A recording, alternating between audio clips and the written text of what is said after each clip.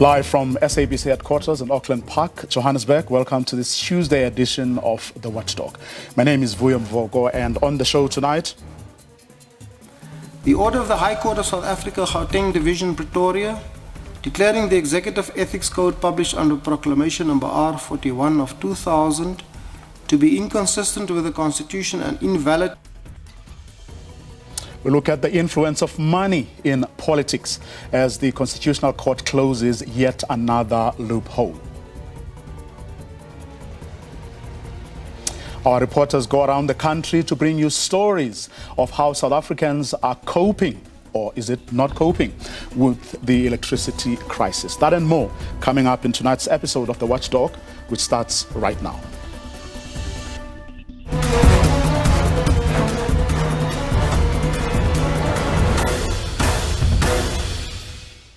The President of South Africa has 12 months to remedy the defect in the Executive Ethics Code. This as the Constitutional Court confirmed the High Court of Pretoria's declaration that the code is inconsistent with the Constitution and invalid to the extent that it does not require the disclosure of donations made to internal political party campaigns. SABC journalist Kenny Mapanga has more. Amabungane, the Center for Investigative Journalism, took the validity of the Executive Ethics Code regarding the disclosure of funding within internal political party campaigns to the highest court in the land. And the court has directed that the President remedy the situation within 12 months. It said the code was inconsistent with the Constitution, saying it falls short of constitutional and statutory dictates of transparency, accountability, and openness. In the result, the following order is made. 1. The order of the High Court of South Africa, Gauteng Division, Pretoria, declaring the Executive Ethics Code published under Proclamation number R41 of 2000 to be inconsistent with the Constitution and invalid to the extent that it does not require the disclosure of donations made to campaigns for positions within political parties is confirmed.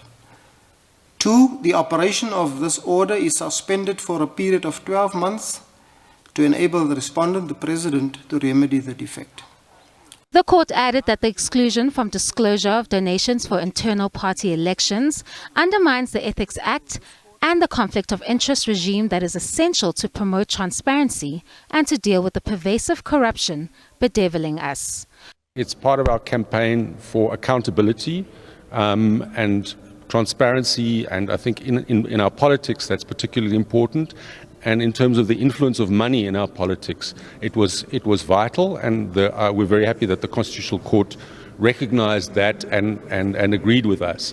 Kenny Mapanga, SABC News, Johannesburg. Let's get some reaction now to this story. My first guest is Silas Brink, who is the spokesperson of the Democratic Alliance. Silas, good evening. Thanks very much for your time. Your party's view on this ruling? Well, where we think that it's essentially sound judgment. It clarifies a point of some uncertainty, and if you look at the logic and reasoning of the court, it simply can't be faulted. In essence, you know, before the president, cabinet ministers and MECs could essentially evade the requirement of disclosing donations and personal benefits, if they were to set up a separate entity to receive these donations and benefits, as, for example, the CR17 campaign, although we must stress that the judgment doesn't have retrospective bearing. So it doesn't have bearing on the CR17 campaign. And in this way, they could treat party political donations as non-disclosable, which the Constitutional Court found to be unconstitutional, and now Parliament has got a year to remedy that. The DA has in the past announced that we want the Executive Code of Ethics reviewed, and we will certainly include this in the proposals that we're making.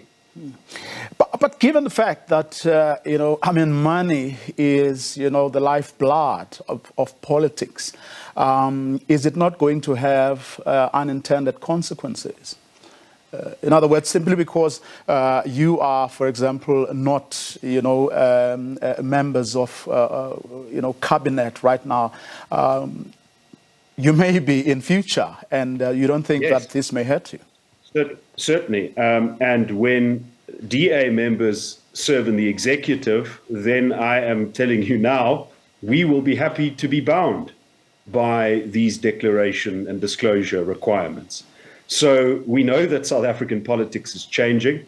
We used to live in the shadow of the ANC and ANC one-party dominance, but we're now in a situation where there might be DA members of a national government in 2024, and in fact, there are DA members of provincial governments already. So we think that this is a sound principle. It now clarifies the position, and it allows everybody who is contesting for office, who is contesting to be in government, to get their affairs in order. Let me just also add for you that the Party Political Funding Act also places quite strenuous requirements on parties to disclose donations, which the DA has dutifully done every quarter. Sometimes we're the only party disclosing, and we think we're probably not the only party getting money. So we'll have to look at how these things are enforced. But in terms of this judgment of the court, the DA is happy to live with it in opposition and in government. Do you think, there's room for people to actually, get away with non-disclosure? And if so, how do people do that? So the court pointed out in this instance that if you set up a separate entity, so for instance, CR17, it's not a personal benefit, but now that loophole will be closed. So that was one of the loopholes in the past. And remember, this is not just for the president, it's also for cabinet ministers, deputy ministers, premiers, and MECs. So who knows how many votes were bought at congresses and so forth and received by campaigns and not individuals that were never declared. So thanks to the Constitutional Court, that loophole is now closed. But the DA is very concerned that we see so very few political parties, in fact, disclosing under the Party Political Funding Act. I know we're not talking about that at the moment, but that is a serious concern to us. And we are going to speak to the IEC to try and find out why certain political parties, for instance, the EFF, they almost never declare any donations. And we simply don't see how that is possible. So we are going to have to look at the mechanisms of how these disclosures are enforced. And it can't just be, the parties who play by the rules and the individuals who play by the rules. But I think importantly, in terms of this judgment, I think South Africa has got a very, very strong civil society, very strong investigative journalists. Amo Bongani brought this case. And I think that they will be able to use the existing provisions and a reviewed code of ethics to ensure that these sorts of blind spots don't happen, and that we cast a very strong light on any conflict of interest. What other blind spots do you think are still there and influencing? And then funding, money then continues to play a big role in politics. What other loopholes, as the DA, do you still think exist? So we have expressed ourselves as being in favor of a full review of the Code of Ethics for executive office, requiring far more rigorous standards of scrutiny. And so in light of Zondo, the checklist is very clear that there isn't enough scrutiny, but also the enforcement mechanisms for the rules aren't clear enough, whether it be the Executive Ethics Code or whether it be the Party Political Funding Act. What actually happens if there is a material non-disclosure? And we've seen many cabinet ministers, especially after Zondo, who have clearly acted in breach of the ethics code, and nothing has effectively happened. So we need some sort of a censure mechanism where if the president does not act in terms of the ethics code, then Parliament can force him. And if Parliament doesn't act, then there are mechanisms to make sure that things happen.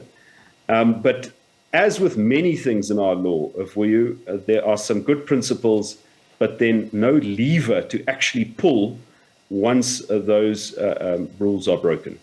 If I may ask, what has been the effect of the Political Party Funding Act? In other words, what has been your experience since that particular law was enacted? Are you receiving more or less money?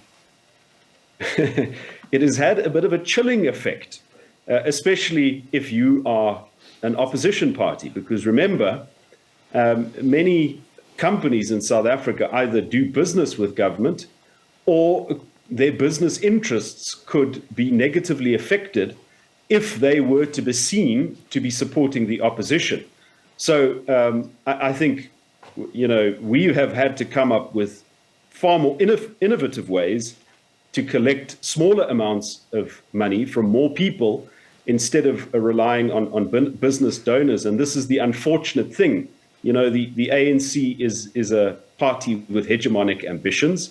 And so people are afraid to upset it. They're afraid to upset the party of government. That will obviously change in years to come. But what we are concerned about, again, and I don't want to sound like a crybaby here, but we certainly don't want to be the only party to be playing by the rules. So if we are disclosing, if we are setting up all of these internal rules to manage any potential conflict of interest, then we want to see other political parties doing so as well. Otherwise, the effect of having this act is negated. Silas, let me thank you very much for your time. He, of course, speaks for the second biggest political party in South Africa, and that's the Democratic Alliance. We did reach out to the ANC, but unfortunately, they couldn't come on. Up next, our panel of legal analysts and political analysts weigh in on this very same issue. We're looking at the influence of money in politics on the back of that Constitutional Court ruling this morning, where they closed yet another loophole.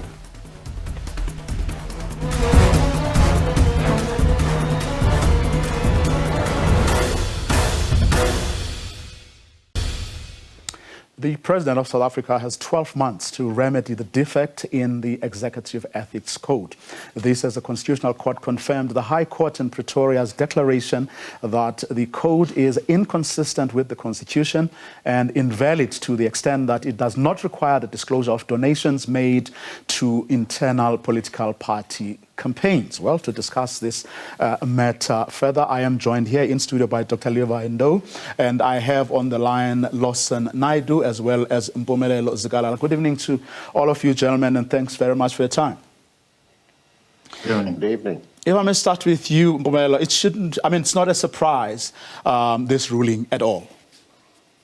Not at all. If you are going to extend the level of scrutiny and accountability and transparency to political parties, then the question would be, why won't you extend it to the political office bearers? In fact, they are the really important people that we should be focusing our eyes on, because they are the holders of the green button. They are the ones that press the green button and say, make sure that this person is taken care of.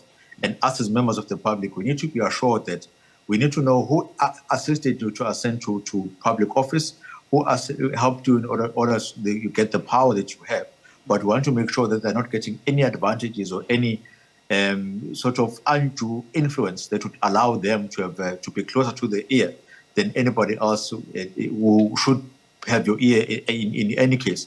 So this is an important ruling in terms of saying, when it comes to accountability, transparency is going to be extended to you. Disclose all so that we know that you are in that particular position due to your own hard work, and nobody else is going to benefit and say, because I've helped you, you must scratch my back. But of course, I mean, politicians have a way around these things, Lawson. But what do you think is going to be the impact of this? Well, it's an important judgment for the purposes of transparency, enhancing integrity and public confidence in our elected representatives. But we must also acknowledge, the limited nature of the judgment today, because the judgment today is about members of the executive, be they ministers, deputy ministers, MECs, premiers, and the like. The unconstitutionality of the code applies equally to the code that is applicable to members of parliament. So one assumes that will also have to be amended in due course. But it leaves open a significant gap in that if you are not an elected representative or minister, and you are challenging for public office within your political party, then you don't fall under this regime and there's no requirement to disclose. So there's still a significant lacuna in the law that would need to be addressed in order to ensure that all people that are contesting in these internal party contests are subject to the same rules and disclosure requirements. Because it would be, only a partial victory if that's members of the executive or members of parliament who have to disclose, and those who are yet to reach those positions have no such responsibility. Do you think it's going to change the political landscape in any meaningful way, Dr. Ndo? Of course. Now that when politicians are contesting for power within their political parties, there is a lot of resources required and a lot of work that has to be done. It becomes important for this judgment. But this also talks to the linkage between political party office and at a political party level and the office in government. Why would then certain individuals decide to sponsor a campaign for certain individuals? It is because there is a clear linkage between this person and the influence this person might have when he or she has actually made it in the political party, which actually makes it easy for this person or automatically get into government. And of course, there could be reasons why certain people would have to fund politicians. They can't be a funding for nothing. There could be reasons why. And that is why now that you have got regulations that will require political parties to declare where the money comes from. Sponsors and business people have actually decided to take the back seat because they wouldn't want their contributions to be known. So it therefore talks to transparency, accountability and openness. You cannot only be preaching openness and accountability only when you are in government, because the way you came to government should also be very clean so that people should actually know where the source of your funding comes from. Mpumelelo, of course, having this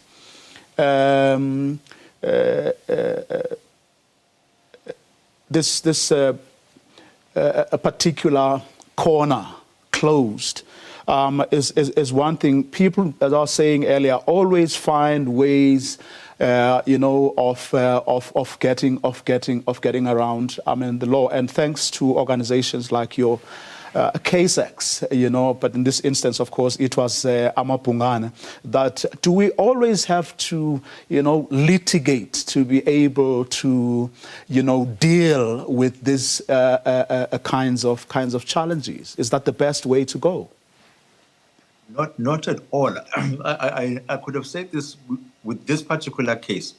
All that it required is that for the number one citizen of this country to then say, I'm going to disclose all and tell you who sponsored me at the end of the day, because I'm leading a clean campaign. I'm leading a New Dawn campaign that says it is not affected or influenced in any manner. All that I'm doing is I want to act in the best interest of all South Africans. And it's the best interest of all South Africans that I disclose as to who sponsored my campaign. He may come back and say, I don't even know who those individuals are. It was a blind trust or it was blind sponsorship processes. But at the end of the day, there's someone out there who was able to account and say, we have received this particular donation, please say thank you to this person. Or they would have said thank you themselves.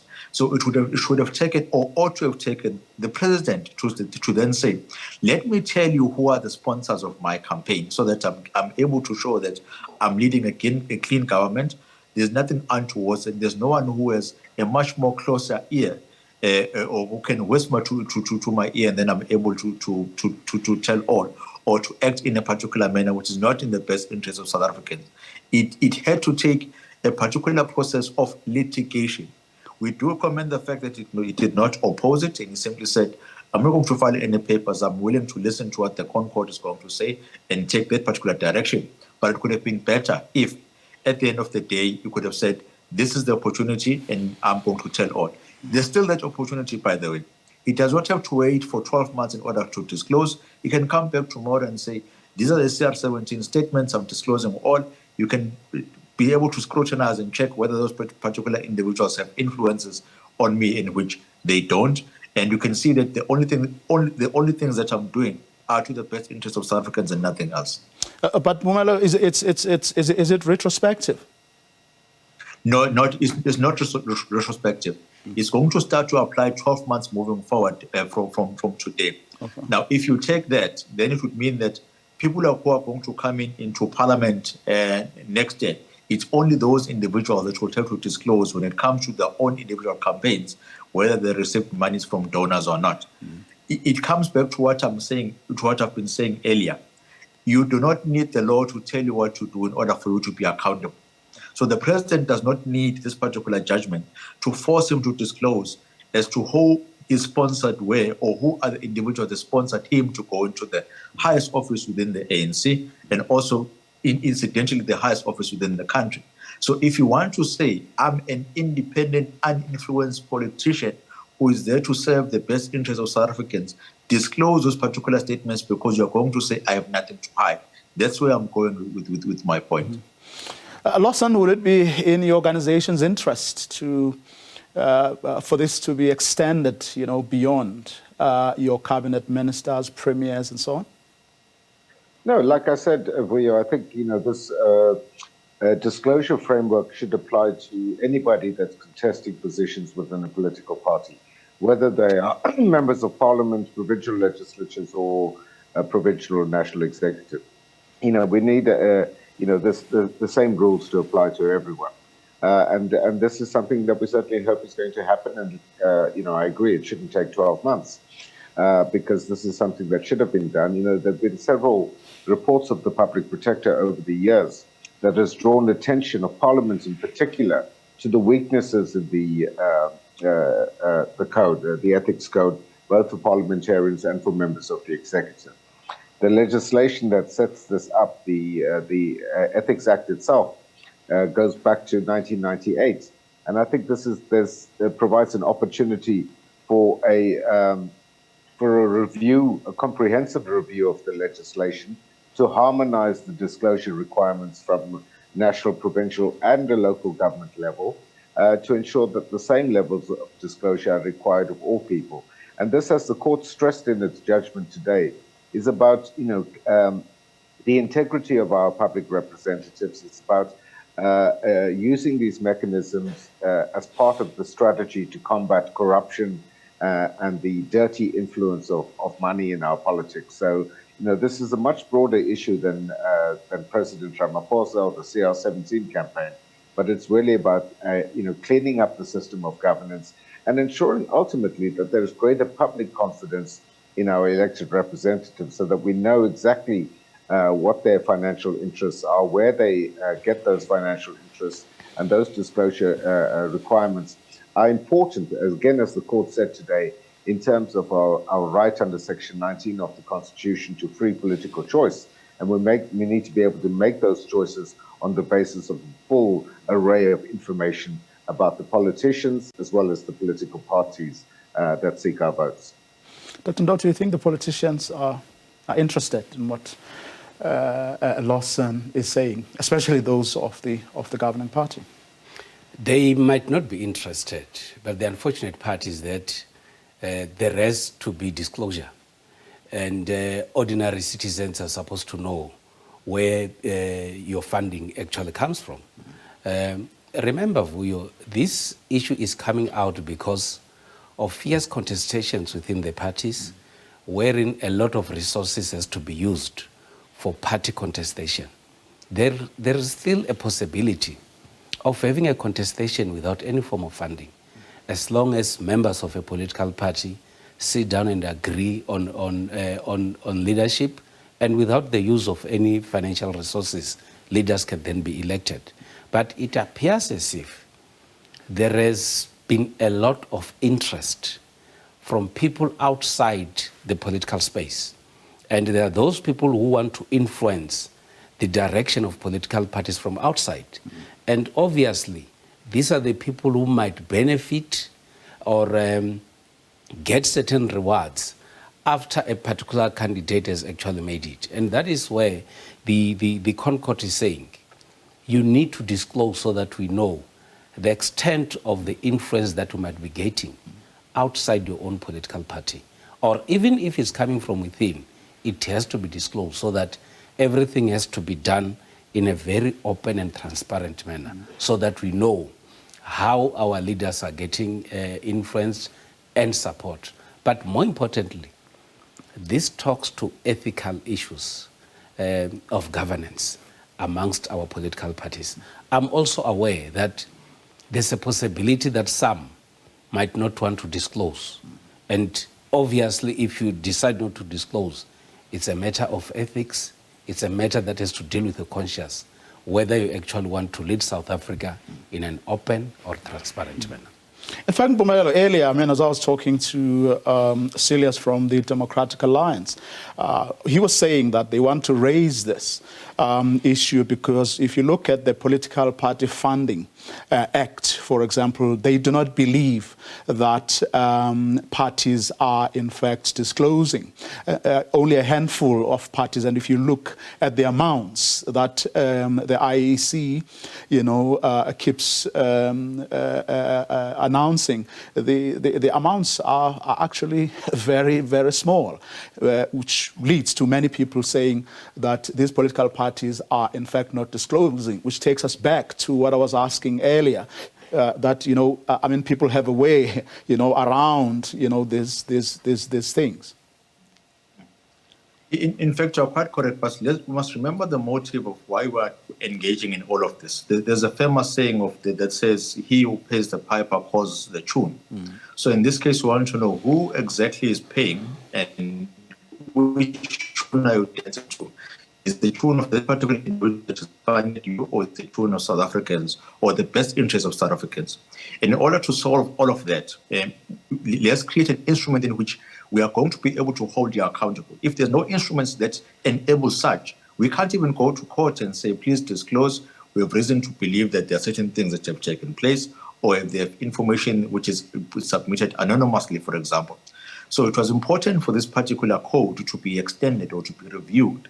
And it must be amended in a manner which is going to enable this level of accountability, so that at the end of the day, it's easy for us to say, Mr. President, as you have been elected as the new president of the country, there are certain things that we believe that there are certain monies or certain donations that we are hiding.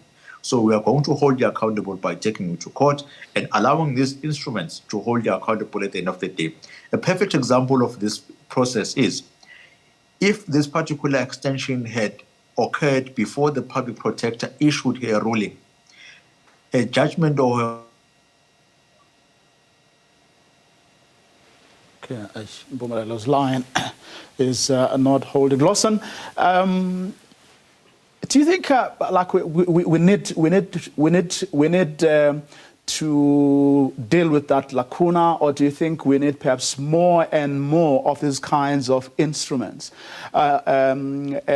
within probably a much shorter time than is usually the case, because things tend to go to court and they drag and so on. Is there a way of kind of shortening or getting quicker to where we want to get into, whether we're talking about this executive code of ethics or we're talking about, the Political Party Funding Act and whatever else? Look, I mean, I think, as I said earlier, I think the legislation needs a comprehensive overview. The Ethics Act and the codes of conduct that fall under that. We probably now need a review of the Political Party Funding Act to cover people who are not elected public representatives or members of the executive. So there's a lot of work that needs to be done in this area. And there may well be a case in addition for some kind of public standards authority to oversee the implementation of these pieces of legislation and to set the parameters and the framework for disclosure. Because ultimately, the court has instructed the president to amend the code. Parliament will amend the code as regards members of parliament, and there's a conflict of interest there in those very people who are subject to these codes actually making up the codes. So we may well need some kind of independent oversight body to guide that process and ensure that the requirements are, just and appropriate for the kind of disclosure regimes that we want to see being put into place. In fact, that's why I'm asking, because, if the politicians feel that it is not in their interest, they are not going to move, at all. Hence, I'm asking perhaps if there are other people who are best placed to actually get on with the job of correcting these wrongs or shortcomings. Well, that's certainly the case. In terms of the Political Party Funding Act, the disclosures have to be made to the Electoral Commission. And there's a dual disclosure requirement in terms of that piece of legislation. It's not just political parties that have to report donations above the threshold that are received. That's donations over 100,000 rands from a particular donor in an annual cycle. But there's equally a responsibility on the donor, on the company, for example, that makes that donation, to also make a disclosure to the Electoral Commission.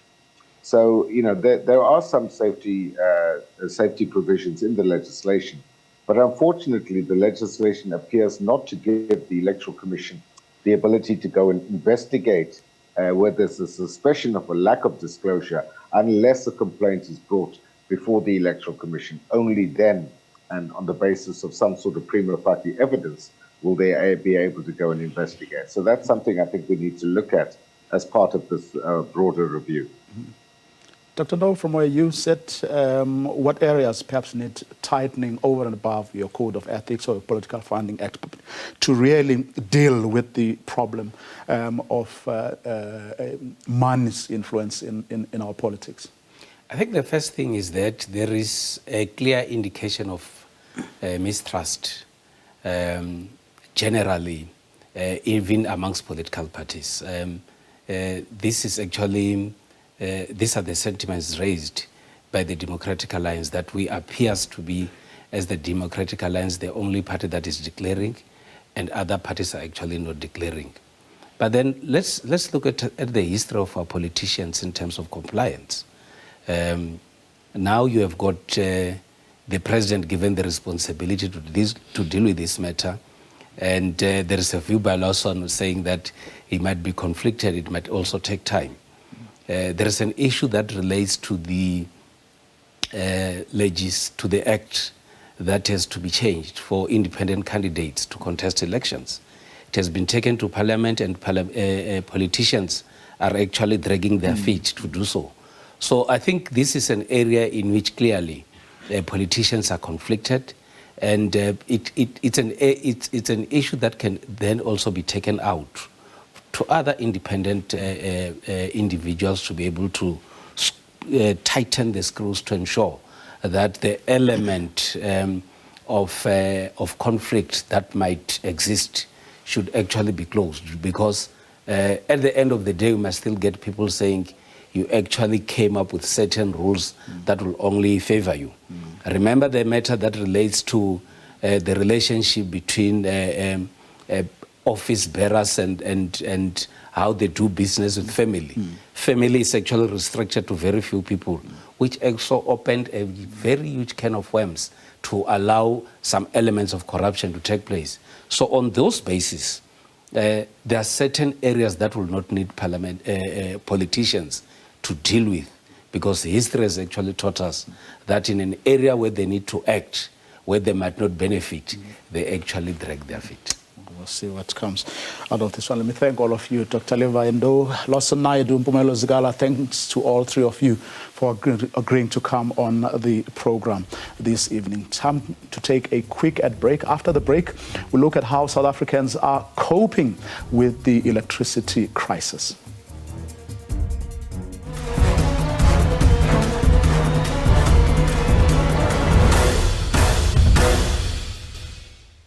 Welcome back. The current energy crisis has taken South Africans to the tipping point.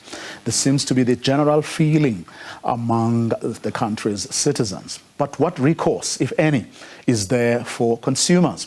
What legal options are available to them to hold Eskom accountable?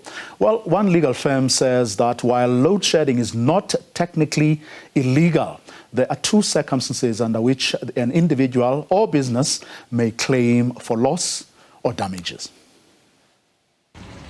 Load shedding has become more than just an inconvenience. The consequences of rolling blackouts have taken a heavy toll on South Africans, and patience seems to have run out. We have to protest so that the government can speed up and make something better so that we can live a better life. It's really tough for me to say people should act, because you know how South Africans act with violence and stuff, so I wouldn't want that to happen, but I really plead with Eskom that they help us. I believe it's time that we really do take a stand now, and we have that national shutdown for us to be heard. They must protest, because I think only then they will get the picture. They must have a national shutdown or something. It is scary reading the news, seeing the kind of anger levels that people are at, the frustration levels that people are hitting, because it feels like nothing is being done to turn us in the opposite direction. The tipping point is here. South Africans are no longer going to be put up with this. We need to confront, talk, and deal with those who have caused this crisis to exist and to continue without resolution. It must now be resolved. And if they cannot resolve it, they should leave the offices of power. If you're not affected by something, you're not going to make any changes. Cyril's got no idea what goes on the ground, and that's my biggest gripe. According to legal firm Van Deventer and Van Deventer Incorporated Attorneys, South Africans do have legal recourse: breach of contract and delect. Delect is when public policy considerations come into play. Now, in order for this type of claim to succeed, all 5 elements of a delict must be proved: that of conduct, wrongfulness, fault, causation, and damage. It must be noted that taking legal action based off of the previously mentioned grounds may be extremely difficult to prove and would require thorough thought and action. Breach of contract relates to the contract between a service provider and its customer and the legal obligation the party has to honor that contract. In this case, this refers to consumers who directly purchase electricity from Eskom. To render service in terms of a contract and the party fails to deliver. This results in a breach of contract. However, there will generally be applicable disclaimers of liability, which could ultimately limit the claim. When considering Eskom's standard conditions, they exempt Eskom from liability for damage, except where it's caused by Eskom's negligence. And negligence is often difficult to prove. While it may be challenging, consumers may be able to prove that Eskom has neglected to effectively maintain the country's electricity infrastructure, which results in load shedding, which is a secondary response to such negligence. However, BALAC refers to Eskom's standard conditions, in which the utility does not guarantee that the same energy generation or energy supply level will always be maintained. This provides some sort of indemnity. Here, Eskom could argue that load shedding is neither wrongful nor negligent, as it has arisen out of necessity. A necessity based on Eskom's obligation to mitigate the risk of a complete national blackout. Balak says that while consumers may be able to lay a claim against Eskom for loss or damage caused by load shedding, it is important to consider the legal costs involved, which could be higher than the claimed amount. Abra Barbia, SABC News, Parliament. The city of Joburg has recommitted to seek alternatives to Eskom as quickly as it can. This to help ensure that services such as water supply, healthcare and sewage are not affected by rolling blackouts. Scores of residents have been without power since Saturday after an explosion at the industrial power station as a result of load shedding. For some, it's a double blow with extended outages and dry taps. In some areas, no water is pumped into towers during outages, resulting in no water or poor water pressure. Dousing fires on multiple fronts, the explosion at the power station, and yet another cable theft incident, this time in Roodepoort. Leaving hundreds without power for days, the city says contingency plans are in place. Cables were cut during load shedding. So when you have that kind of damage, it inevitably damages the water supply to the residents in the area because it's not load shedding. Simply the infrastructure is damaged to the extent that there's no power supply. But then again, we're not sitting back and say we can't do anything because it's load shedding. The city hopes to have independent power producers feeding into the grid before the end of the year. Unfortunately, we don't really see load shedding, staying away from us in the short term. But I had a very positive meeting with my City Power colleagues last week. Certainly, we are not looking just to procure additional capacity from the independent power producers, IPPs, but we are also looking at ways that we can reduce consumption of energy. For example, we are retrofitting street light with LED technology that will save between 3 to 5 times the energy of conventional street lights. We are looking at installing ripple units, relay units, so we can manage unnecessary consumption of electricity, such as your geysers, air conditioning units. People leave on the whole night, so we can remotely switch them off. The damage to the industrial substation which exploded is estimated at around 3 million rands. The issue about our fleet of infrastructure is the fact that we are really running a very aging infrastructure. Probably almost about 30% of our infrastructure is old, so it needs to be replaced or revamped. But we can still run with some of it due to maintenance. But with load shedding, it means that even that maintenance is actually not being done because of the dangers that are involved during load shedding, and also because you cannot switch people off for 8 hours and load shed them for another 4 hours. So it means 12 hours, or the whole 12 hours they won't have electricity. While the city battles to keep the lights on, businesses are counting their losses. Noor Nakim owns a butchery in Bosmont. He says he gave away stock worth 100,000 rand. There's completely shut us down. You can see we almost have no customers. I have nothing on the shelves, nothing to sell. All my stock that was on the shelf, I needed to distribute it. So, before it gets rotten, rather people eat it and then throwing it away. Patience is running thin on the streets. I must say that firstly, our problem starts with the load shedding schedules, because like we've heard from the MMC, that the equipment is not equipped for that type of on and off switching. Residents are really inconvenienced. It has a detrimental effect on the community per se. It has an effect on the schools within the community. It has an effect on the businesses within the community. Apart from all my meat and cold foods that has gone off, I've got a 3-month-old baby, no water, hot water to feed the baby. My business here, I'm behind now with 10,000 rand to pay my staff. Eskom has warned that high levels of load shedding were expected for the week. The city of Tshwane says its water and electricity infrastructure is under immense pressure currently due to constant blackouts. Tshwane says the pressure experienced by its water infrastructure, such as reservoirs, might lead to water shortages in some areas. Meanwhile, communities and businesses say the rolling blackouts are crippling them. A laundromat It's a business that relies heavily on electricity. During load shedding, everything comes to a standstill. Basically, I do nothing when there's load shedding. It affects my business, and my clients also.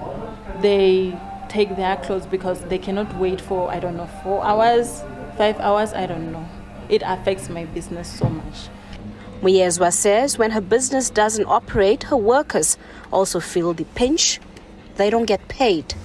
I really don't see a future for my business here with this rapid load shedding. Like we've also tried alternative like having generators, but these machines are big. They can't pick up the power. For the general public, load shedding is a total nightmare, but the biggest impact is perhaps on safety. Many communities are crippled by rising crime levels during blackouts. Meanwhile, the city of Tshwane says water and electricity infrastructure is also burdened. Both your water and your sanitation are also highly dependent on electricity for the pumping thereof, and we do try as far as possible through our electricity department to make exemptions so that we can keep that operational, but it's not always totally possible. So we can end up in situations, especially under stage 5 and 6, where we run the risk of reservoirs possibly running dry. Many other services around the capital city are also affected by the power outages. Driving license testing stations are also badly affected, especially online applications. This has put further pressure on motorists who are trying to renew their licenses following the major backlogs after the COVID-19 lockdown. Patricia Fasachi, SABC News in Pretoria. Businesses in Durban say they are losing millions of rands due to the continued electricity blackouts, with some being forced to spend millions of rands on generators to keep production going. This comes at a time that businesses are already struggling to get back on their feet after losses due to last year's unrest and damage suffered in this year's floods. This embroidery business with 50 employees has been in operation for 29 years. It supplies the clothing, footwear and automotive sectors. But power outages means that the business runs late on deliveries, with staff having to work overtime to make up for lost production, ending in revenue losses of millions of rands. And it's even worse in the case of unplanned power outages. Because we have machinery that are firstly highly automated, are set, pre-configured, and when those machines run, and if the power dips slightly, or even if it goes off, those machines are now out of sync. And at any one time, because we have a huge plant, we have a minimum of 200 parts that's running across the machines, and all 200 are rejected. So there's no revenue, there's liabilities for us as a company, because your client doesn't care. I mean, it's something that you should resolve. Farid says they may be forced to purchase a generator at a cost of 1.5 million rand to run the entire plant. But this is capital layout, which many businesses say they can't afford. It's a tough industry. I mean, the clothing industry, as it stands right now, has always been competitive. And then you get the big cats that sit right up at the top and ask us to be globally competitive. And how can you be globally competitive if you cannot provide the infrastructure? Business owners say import shipments from the harbour are also often delayed during blackouts. Luckily, we do have generators, but sometimes it just goes off at any time, and it has affected us, especially our employees. They can't come to work on time, and also we do expect shipments from the port, so that gets delayed as well. The burnt building of a business set alight during the looting and the unrest is a stark reminder of the damage the city's economy suffered. Some businesses say they are still waiting for insurance payouts for this year's flood.